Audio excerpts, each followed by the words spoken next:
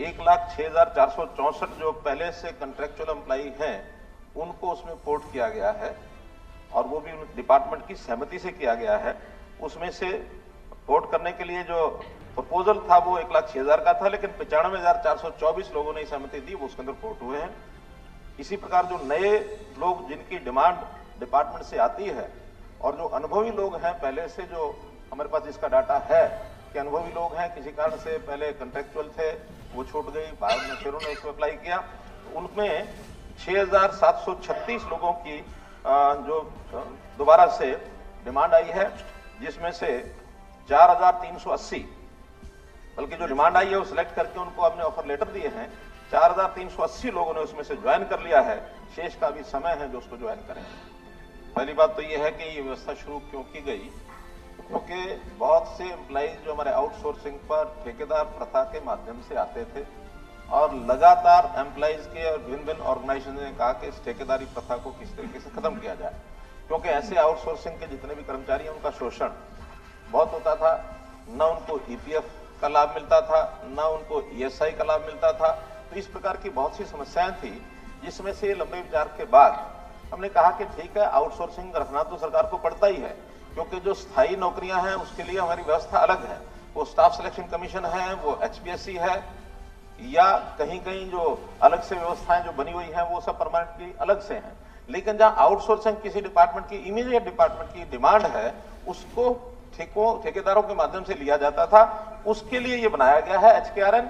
और इसमें भी ये ठीक है कि ये बिल्कुल अस्थायी नौकरी है, 1 साल के लिए होती है। 1 साल के बाद उसको जैसे बाकी भी पहले भी उसकी एक्सटेंशन मिलती है तो उसी हिसाब से ही होगा। ये कोई परमानेंट नौकरी नहीं है। परमानेंट नौकरी का तो अलग से हमने, जैसे ग्रुप सी का भी CET हुआ है, अब उसमें से नौकरियां लगभग 30-35 हजार की रिक्वेशन आ गई है। उसी के बाद ग्रुप डी की है, उसके भी CET होना है। वो सब प्रक्रिया अलग है। ये तो तुरंत इमीडिएट आवश्यकता को पूरा करने के लिए HKRN के माध्यम से करते हैं। अब इसमें किस आधार पर करते हैं, आधार जो पूछा है, इसमें हमारा बिल्कुल ट्रांसपेरेंट आधार है और इस आधार के हिसाब से मैं कह सकता हूं कि पोर्टल बनाया गया है, ट्रांसपेरेंट है। उसमें पहली प्राथमिकता जो पहले से एक्सपीरियंस लोग हैं उनको लिया जाता है। अगर एक्सपीरियंस लोग उपलब्ध ना हो तो फिर उस पोस्ट के लिए उसी पोर्टल में एक एडवर्टाइजमेंट दे करके कि ये हमारे पास इतनी सीटें हैं, अगर कोई और अप्लाई करना चाहता है अप्लाई करे। उसकी सैलरी भी निश्चित है, लेवल 1, लेवल 2, लेवल 3, लेवल 4 जो एक आउटसोर्सिंग की होती है वो की गई है। और इसमें भी बिल्कुल एक रैंकिंग के हिसाब से जो मेरिट लिस्ट उसकी बनी हुई है, उसमें सबको पता होता है मेरिट लिस्ट क्या है। इसके अंदर बिल्कुल मार्क्स दिए जाते हैं कि उस परिवार की वार्षिक आय ये कितनी है। कम आय है उसको प्राथमिकता दी जाती है, क्योंकि ये वेलफेयर स्कीम के माध्यम से हम चाहते हैं जिसके घर में मानो नौकरी नहीं है, गरीब है, उसको कम से कम आउटसोर्सिंग का अवसर मिल जाए। दूसरा, उस उम्मीदवार की आयु भी जो एक मध्यम आयु काम करने की लगभग 30-35 साल है, उसको ज्यादा वेटेज दी जाती है, क्योंकि उसकी उम्र ऐसे निकल रही है, उसको कम से कम इस स्टेज पर भी कोई और काम नहीं मिला है और वो इस नौकरी पर आना चाहता है तो उसको ज्यादा दी जाती है। कौशल योग्यता उसकी कितनी है, यानी उसकी क्वालिफिकेशन क्या है।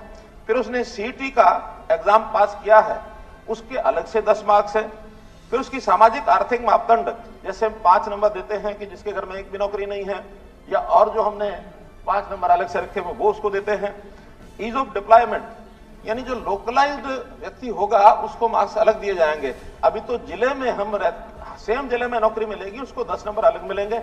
अगर वो जिले से बाहर नौकरी लेना चाहता तो उसको 10 नंबर नहीं मिलेंगे। जहां तक ट्रांसपेरेंसी का विषय है, बिल्कुल मार्किंग तय होती है, उनको उनके मार्क्स बता दिए जाते हैं कि इस मार्क्स तक जो है रैंकिंग तक इनको नौकरी दी गई है। इनमें से कोई ज्वाइन नहीं करने आएगा तो दोबारा से जो उसके नीचे वाले लोग होते हैं उनको उनकी ऑफर ली जाती है। जो ऑफर एक्सेप्ट करता है वो उसमें आता है, जो एक्सेप्ट नहीं करता तो 15 दिन में उसका नाम, उसकी ऑफर भी समाप्त कर दी जाती है, नए व्यक्ति को मिल जाता है।